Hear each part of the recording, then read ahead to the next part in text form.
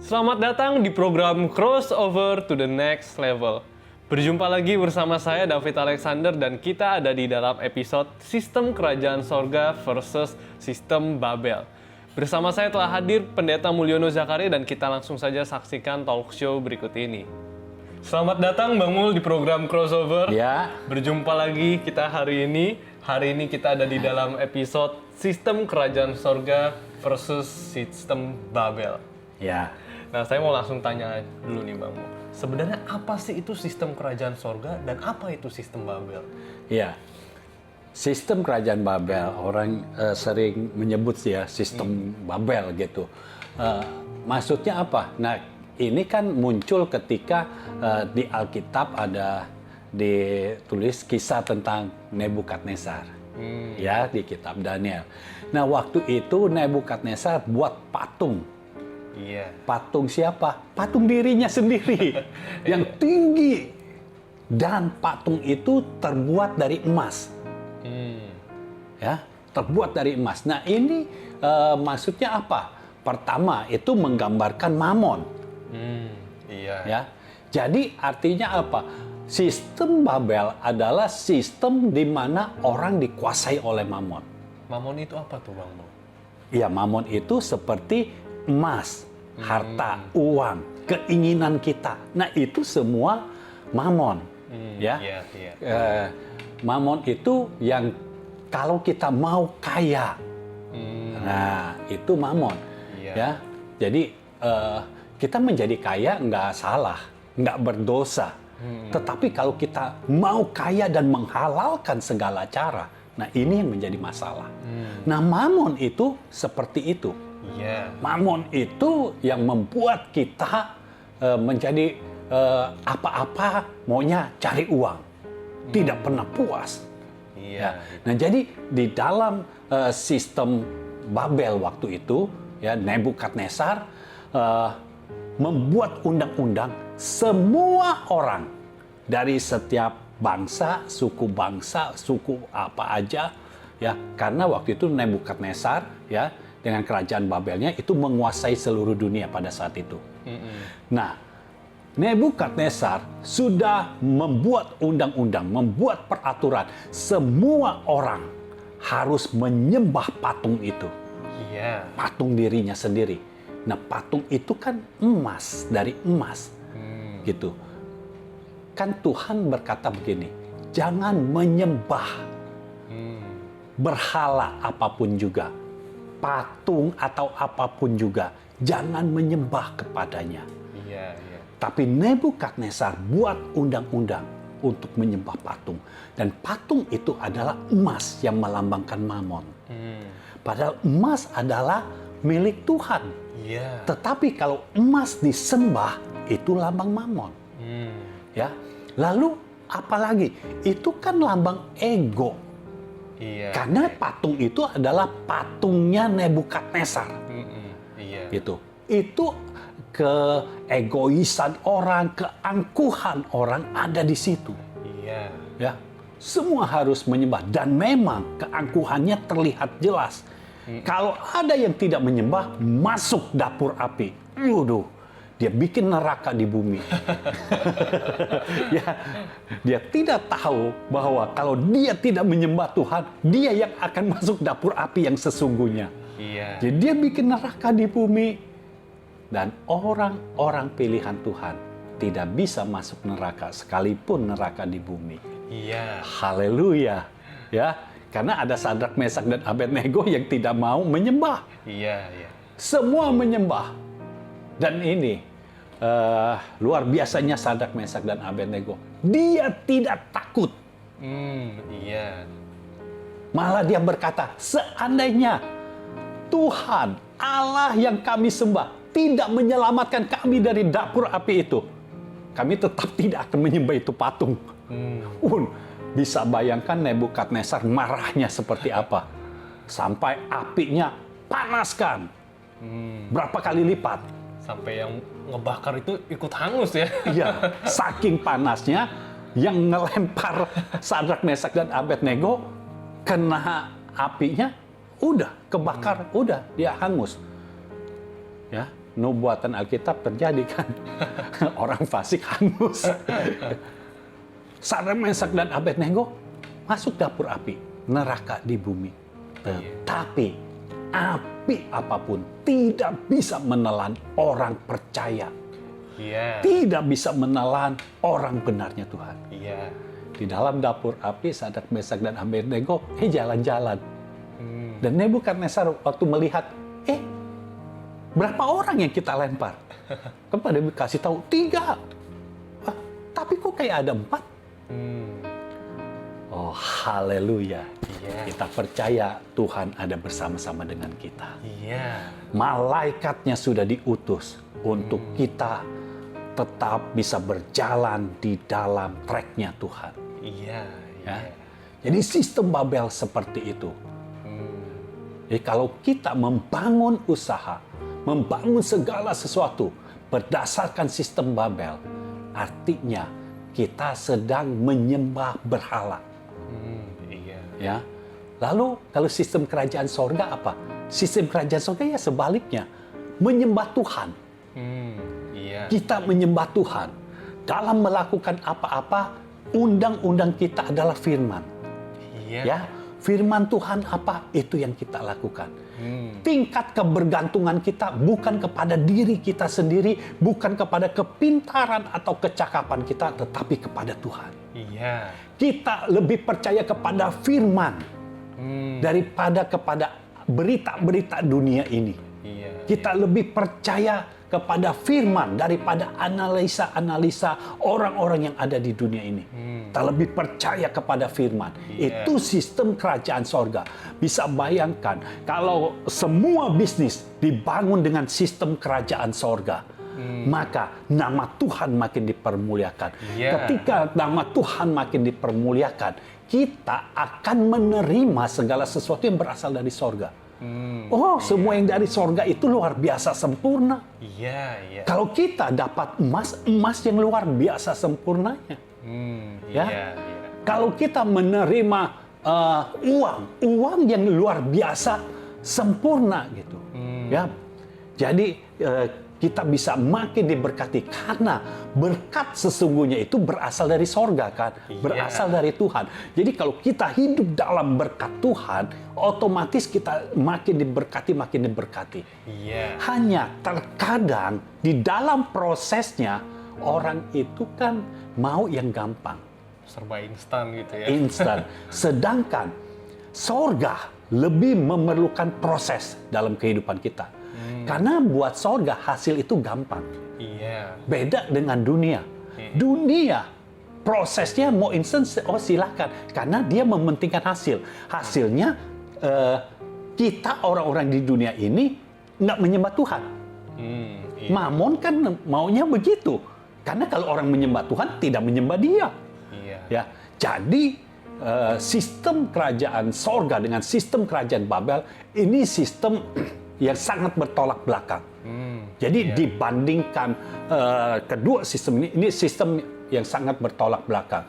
Yang satu sangat mengagungkan kekayaan, tapi yang satu lagi sangat mengagungkan Tuhan. Yang satu bisa dengan angkuhnya berkata bahwa ini karena tanganku. Tetapi dalam sistem kerajaan sorga kita percaya ini semua karena anugerah Tuhan.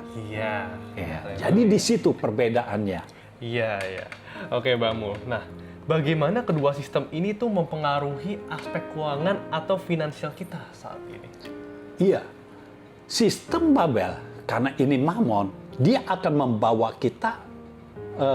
membawakan kita itu roh kemiskinan. Roh kemiskinan membawa kita itu kepada kemiskinan. Mungkin pertama bukan kemiskinan secara finansial, secara keuangan, mungkin bukan itu. Tapi kemiskinan di dalam iman. Kemiskinan di dalam firman. Karena kalau kita menyembah Mamon, artinya firman tidak bekerja dalam hidup kita. Iman tidak bertumbuh kalau firman yang ada di dalam kita tidak bekerja. Semakin kita tidak beriman, artinya kita semakin tidak mengenal Tuhan. Waktu kita tidak mengenal Tuhan, otomatis semua janji-janji Tuhan tidak berlaku atas kita. Ya, undang-undang sorga tidak berlaku atas kita. Yang berlaku atas hidup kita adalah undang-undang dunia ini.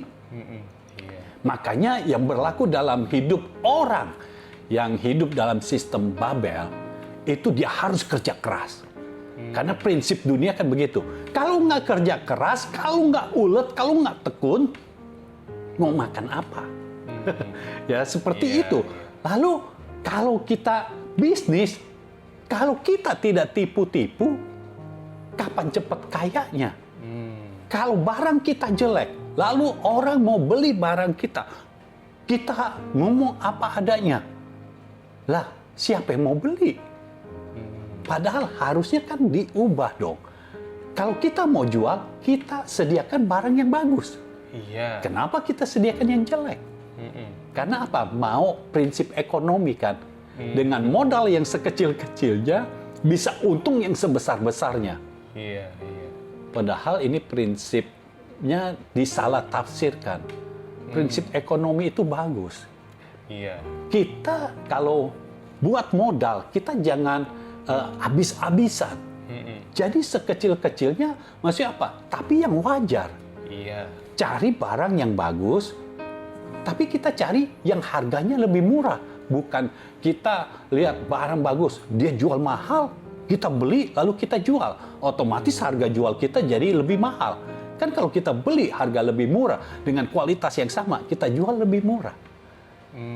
Yang beli sama kita kan bersyukur. Iya. Nah, harusnya kan seperti itu. Tapi kalau sistem Babel kan enggak. Dia akan membawa kita kepada kemiskinan. Jadi yang datang kepada kita itu roh kemiskinan. Roh kemiskinan itu akan membuat kita terus kerja. Dan pada akhirnya akan merenggut nyawa kita. Karena orang yang kerjanya lebih berkelebihan, ya, apalagi lembur terus, pasti di dalam tubuhnya ini tidak baik. Iya. Organ-organ tubuhnya dipaksa bekerja lebih keras kan, tidak baik. Iya. Ya, tapi akan sangat beda dengan sistem kerajaan sorga. Karena kerajaan sorga membawa damai sejahtera. Iya. Bukan berarti kitanya jadi malas-malesan. Karena orang yang malas-malesan tidak pernah membawa damai sejahtera. Ya. Iya. Kita bekerja sesuai dengan tuntunan Tuhan. Iya. Dan kalau Tuhan bekerja di dalam kita dan melalui kita, Tuhan nggak pernah mau kita kerja dengan kekuatan tangan kita. Iya. Tuhan mau bekerja, Tuhan mau kita bekerja dengan kekuatan tangan Tuhan. Iya. Kalau dengan kekuatan tangan Tuhan, artinya apa saja yang kita lakukan dibuat Tuhan menjadi berhasil. Amin. Ya. Iya. Jadi sistem kerajaan sorga dan sistem Babel ya memang beda. Yang satu membawa kita kepada kemiskinan, yang satu membawa kita damai sejahtera, mengalirkan damai sejahtera. Yang satu mengalirkan roh kemiskinan. Dengan roh kemiskinan artinya nanti roh maut bekerja.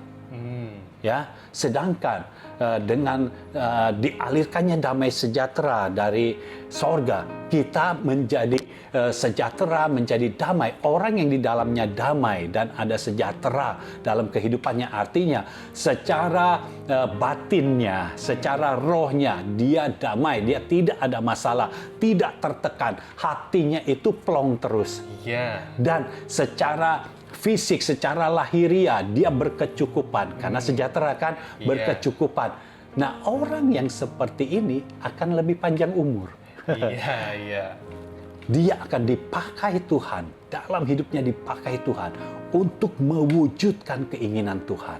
Iya. Sampai destiny yang ditetapkan Tuhan dalam hidupnya itu bisa terwujud. Iya. Jadi ini perbedaannya besar sekali antara sistem Babel dan sistem kerajaan sorga. Dan saya berharap kita semua, saudara yang dikasihi Tuhan, saudara yang sedang melihat tayangan ini, Mari bersama-sama kita masuk dalam sistem kerajaan Allah, sistem kerajaan sorga. Mari kita patahkan, kita hancurkan sistem Babel. Dengan kita masuk dalam sistem kerajaan Allah. Walaupun sistem kerajaan Allah memerlukan proses. Kita harus diproses sedemikian rupa. Tidak apa, mari kita remukkan hidup kita.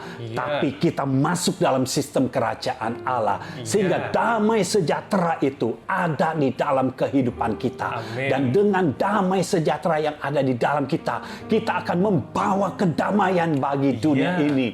Sehingga orang-orang yang merasa sudah jenuh dengan keadaan dunia ini, merasa jenuh dengan sistem Babel, kita datang dalam hidup mereka dan kita mengangkat mereka untuk sama-sama masuk dalam sistem kerajaan sorga. Dan saya percaya Tuhan akan memberikan kita kekuatan karena Roh Kudusnya sudah diberikan kepada kita, firman-Nya sudah ditaruh dalam mulut kita, sehingga kita bisa melakukan segala sesuatu melalui proses yang harus kita lalui. Dan Tuhan akan dimuliakan melalui hidup kita. Amin. Haleluya.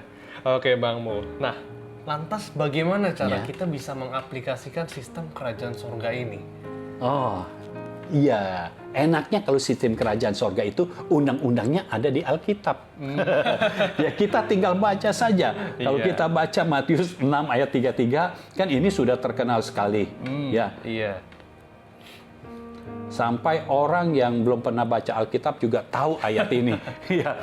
Matius 6 ayat 33, tetapi carilah dahulu kerajaan Allah dan kebenarannya, maka semuanya itu akan ditambahkan kepadamu. Nah, semuanya itu apa? Ayat 32. Semua itu dicari bangsa-bangsa yang tidak mengenal Allah. Akan tetapi Bapamu yang di sorga tahu bahwa kamu memerlukan semuanya itu. Nah, semua yang dicari oleh bangsa-bangsa yang tidak mengenal Allah itu apa?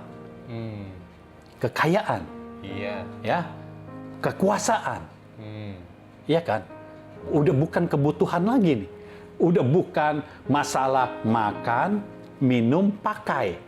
Sedangkan di Matius pasal 6 ini Tuhan menceritakan tentang kebutuhan manusia. Kebutuhan dasarnya, makan, minum, pakai. Nah, Tuhan katakan jangan khawatir. Ya, karena Bapa di sorga tahu semuanya.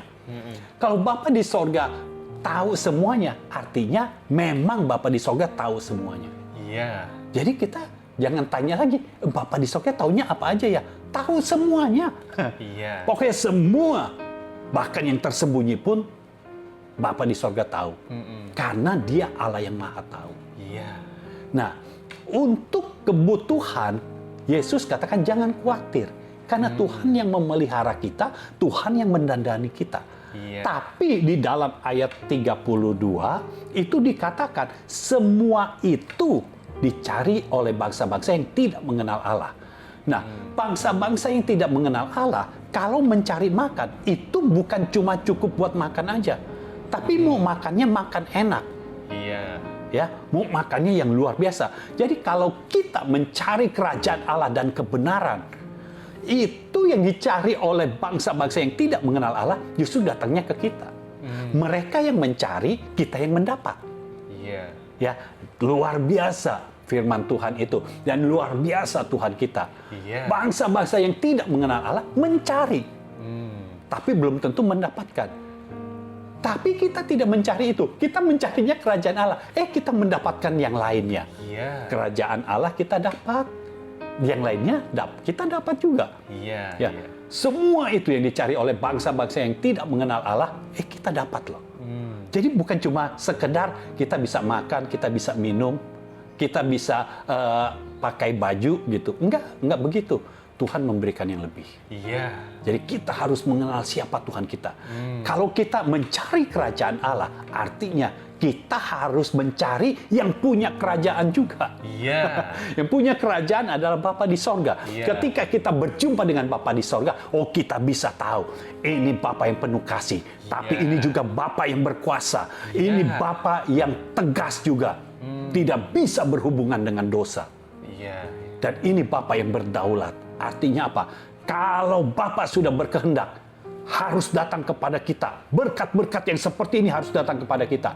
Itu yang harus terjadi. Iya. Karena dia Bapa yang berdaulat. Iya. Dia Allah yang berdaulat. Nah, kalau kita mencari kerajaan Allah, tidak cukup mencari kerajaan Allah, tapi harus ada penyertaannya, yaitu dan kebenarannya. Iya. Artinya ada nilai-nilai kebenaran dari kerajaan sorga. Iya. Jadi kalau kita mau membangun sistem kerajaan sorga, nah ada nilai-nilai kebenaran yang bisa kita jadikan dasar. Dan itu akan menjadi strong conviction dalam hidup kita. Menjadi keyakinan yang teguh dalam hidup kita. Nilai kebenaran salah satunya dalam hal keuangan adalah kita percaya kita tidak hidup dari uang. Kita hidup dari Tuhan. Ya, dan Tuhan bisa memberikan kita sesuai dengan kehendak Tuhan. Kita bersyukur Tuhan kalau memberikan kita ukurannya kehendak Tuhan. Bukan kehendak kita. Kehendak kita mah kecil. Karena kita banyak nggak taunya. Tuhan itu maha tahu. Jadi kalau ukurannya Tuhan jauh lebih besar dari ukuran kita. Ya, Tuhan itu luar biasa. Kalau kita mencari kerajaan Allah, sepertinya susah mencari kerajaan Allah sama mencari uang. Kayaknya lebih susah mencari kerajaan Allah. Mencari uang kayaknya gampang. Udah, pokoknya kita bisa jual. Udah, ada yang beli, kita dapat uang. Tapi mencari kerajaan Allah, kayaknya kita harus hidup kudus, hidup suci. Padahal untuk mencari kerajaan Allah, kita nggak perlu kekuatan kita sendiri untuk hidup suci, untuk hidup kudus. Karena kita manusia yang sudah ditebus oleh darah Yesus. Jadi nggak perlu pakai kekuatan kita untuk hidup suci, hidup kudus. Dengan kita menerima Yesus Kristus, Roh Kristus ada di dalam kita, kita sudah suci di hadapan Tuhan. Semua dosa kita sudah dihapus. Ya, memang kita tidak sempurna, tetapi Bapa kita sempurna. Karena Bapa kita sempurna, kita harus mengejar kesempurnaan itu. Dan kita pasti bisa. Kalau Tuhan menyertai kita, kita akan hidup dalam nilai-nilai kerajaan sorga. Dan artinya kita hidup dalam kerajaan sorga juga. Amin. Haleluya. Nah, Pak Mul, sanggupkah orang benar melawan arus dengan menerapkan sistem kerajaan sorga? Bukannya kalau yang tidak sesuai kan seringkali dikucilkan. Seringkali yang menjadi minoritas dikucilkan. Minoritas itu bukan berarti salah. Yang mayoritas belum tentu benar. Benar atau salah tidak ditentukan dari banyaknya orang, tapi ditentukan dari dasarnya. Kalau dasarnya firman, satu orang melawan 1000 orang, yang satu orang menang. Secara hitung-hitungan, satu orang kalah dong. Kan firman Tuhan berkata, satu orang akan mengalahkan 1000 musuh. 2 orang, hitungan dunia. Kalau satu orang 1000, 2 orang 2000 dong. Tapi dalam hitungan Tuhan, 2 orang bisa mengalahkan 10.000. Artinya apa? Minoritas belum tentu tidak kuat, belum tentu tidak benar. Mayoritas belum tentu kuat, belum tentu benar. Jadi semuanya kembali lagi kepada dasarnya. Nah, firman Tuhan katakan begini. Ya, dalam Yesaya 60 ayat 21, ya. Haleluya. Yesaya 60 ayat 21. Pendudukmu semuanya orang-orang benar.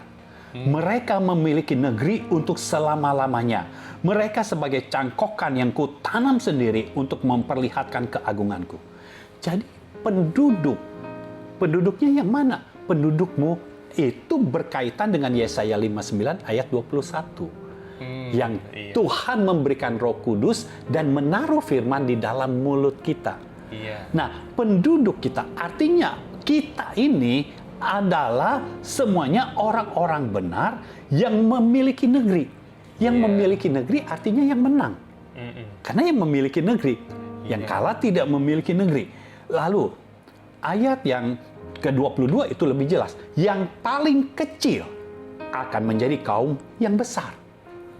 Jadi, kalau buat Tuhan, soal jumlah itu bukan masalah. Iya. Yang paling kecil akan bisa menjadi kaum yang besar. Dan yang paling lemah akan menjadi bangsa yang kuat. Jadi kalau kita sendiri kelihatannya lemah, tapi Tuhan bisa menjadikan dari kita itu menjadi satu bangsa yang kuat.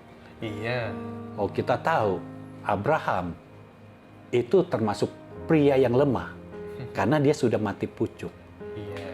Tetapi dalam kelemahan dia dan Tuhan berfirman, ketika firman bekerja, firman berproses, dan akhirnya Abraham memiliki anak melalui rahim Sarah yang mandul. Dua orang ini dua-duanya sudah lemah. Tapi dari yang lemah ini lahir Ishak. Dari Ishak ada Yakub. Dari Yakub ada Israel. Iya. 12 suku. Dan sampai sekarang ada satu negara, satu bangsa yang namanya Israel. Hanya dari satu orang yang sudah lemah, sudah tidak bisa memiliki anak. Tapi Tuhan pakai itu menjadi bangsa yang kuat. Iya. Kalau kita lemah di dalam Tuhan, kita bisa menjadi bangsa yang kuat. Iya. Kalau kita merasa kecil, Tuhan bisa buat kita menjadi kaum yang besar. Iya. Karena di dalam Tuhan, segala sesuatu yang tidak mungkin akan menjadi mungkin. Amin. Segala sesuatu yang mustahil menjadi tidak mustahil. Iya. Jadi jangan takut menghadapi segala sesuatu yang berasal dari dunia ini. Iya. Jangan takut menghadapi segala ketidakbenaran. Kita harus hidup benar. Iya. Lawan ketidakbenaran. Amin. Bukan dengan kekuatan kita, tetapi dengan roh kita dan dengan iman yang teguh. Iya. Maka kita akan menang bersama dengan Tuhan. Amin. Amin. Haleluya. Nah, Bang Mul, terakhir nih. Di dalam kitab Wahyu kan terdapat nubuatan bahwa Babel akan diruntuhkan. Iya. Nah, bagaimana cara kita menyikapi nubuatan ini? Iya. Kalau sudah tahu Babel akan diruntuhkan, ingat, semua yang ditulis di dalam Alkitab akan terjadi. Iya. Nah, kalau sudah dinubuatkan Babel akan runtuh, Babel runtuh, Babel runtuh, artinya sistem Babel akan runtuh. Iya. Orang yang berpegang kepada kekuatannya sendiri akan runtuh. Orang yang berpegang kepada kekuatan uang akan runtuh. Tetapi orang yang mengandalkan Tuhan akan dibangkitkan. Ya, jadi bagaimana caranya supaya sistem Babel ini yang runtuh ini tidak menimpa kita juga kan? Ya kita jangan hidup dalam sistem Babel. Iya. Ayo kita keluar. Sama seperti Sodom. Waktu mau di bumi hanguskan, bagaimana caranya supaya kita tidak ikut di bumi hanguskan? Keluar dari Sodom. Iya. Abraham tidak di bumi hanguskan. Yang kena siapa? Lot, karena Lot ada di Sodom. Tapi Lot juga karena Abraham negosiasi dengan Tuhan, Lot itu dibawa keluar. Karena semua yang ada di Sodom di bumi hanguskan. Tapi masalahnya Lot ketika dibawa keluar, dia bersama dengan istrinya, istrinya masih sayang sama hartanya. Artinya dia mau dibawa keluar dari sistem Babel, tapi istrinya tetap mau pakai sistem Babel. Karena berpikir, oh tapi kemewahan ada di situ. Ya, waduh kekayaan yang enak-enak ada di situ. Yang enak-enak ada dalam hidup kita buat apa? Kalau ujungnya menuju maut. Iya. Istri Lot menjadi tiang garam. Ya. Bukan menjadi garam loh. Kita ditentukan Tuhan menjadi garam dunia. Iya. Bukan menjadi tiang garam. Artinya apa? Istri Lot karena tidak hidup dari firman Tuhan, dia masih mencintai sistem Babel. Dia menjadi sesuatu yang bukan ditetapkan oleh Tuhan. Yang seharusnya menjadi garam dunia, tapi dia hanya menjadi tiang garam. Tiang garam tidak ada gunanya. Iya. Karena kalau garam dunia berdampak, untuk mengawetkan, untuk memberi rasa, ya. Itu garam dunia. Tapi tiang garam, siapa mau orang masak pakai tiang garam? Kalau ada garamnya, ngapain pakai tiang garam? Tapi istri Lot menjadi tiang garam. Ya, jadi ngapain kita memegang kuat-kuat sistem Babel? Kalau akhirnya kita tahu Babel akan runtuh.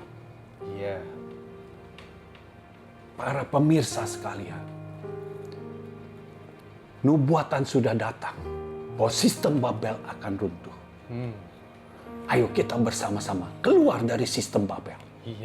Jangan mau kita dibutakan. Jangan mau iman kita dimatikan oleh sistem Babel. Karena sistem Babel, ingat, membawa roh kemiskinan yang ujungnya membawa kita pada kematian. Ayo kita keluar dari sistem Babel. Bangun dalam hidup kita sistem kerajaan sorga. Apapun yang kita lakukan, bangun sistem kerajaan sorga. Kita tidak ikut sistem Babel, tapi kita ikut sistem kerajaan sorga. Dan biar Tuhan dimuliakan dalam hidup kita. Dan kita berada dalam kemuliaan Tuhan sepanjang umur kita. Pada tahun yang baru ini, di tahun 2022 ini, biar kita membangun hidup kita dalam sistem kerajaan sorga. Sehingga segala sesuatu yang seharusnya menjadi milik kita akan tetap menjadi milik kita. Di dalam nama Yesus. Saya percaya kalau engkau keluar dari sistem Babel, engkau masuk dalam sistem kerajaan sorga, maka Tuhan tidak pernah meninggalkan engkau. Tuhan akan menyertai engkau sampai tugas yang Tuhan berikan kepadamu, engkau selesaikan di muka bumi ini. Amin. Haleluya, haleluya. Oke Bang Mul, terima kasih Bang Mul untuk hadirannya pada episode kali ini. Ya, saya percaya pemirsa akan sangat diberkati oleh episode ini. Kita berjumpa di episode yang selanjutnya. Tuhan Yesus memberkati. Tuhan memberkati. Demikian episode hari ini. Biar melalui episode hari ini, kita benar-benar hidup di dalam sistem kerajaan sorga, bukan di dalam sistem Babel. Karena sistem Babel akan diruntuhkan. Carilah dahulu kerajaan Allah dan kebenarannya, maka semua yang dicari oleh bangsa-bangsa yang tidak mengenal Allah, semuanya itu akan ditambahkan di dalam kehidupan kita. Haleluya. Saudara bisa menyampaikan kesaksian, respon sehubungan dengan episode hari ini melalui kolom komentar di bawah ini, ataupun melalui hotline chat 0821 1367 6675. Saudara juga bisa berlangganan Crossover Day, pesan firman Tuhan yang akan dikirimkan setiap hari Senin sampai Jumat melalui WhatsApp. Untuk pendaftaran, saudara bisa menghubungi nomor WhatsApp tadi. Program Crossover akan tayang setiap hari Rabu pukul 7 malam. Saudara bisa klik like dan subscribe channel YouTube Mulyono Zakaria. Dan jangan lupa klik loncengnya. Saudara juga bisa follow Instagram JGF Indonesia. Saya David Alexander, kita berjumpa di episode yang selanjutnya.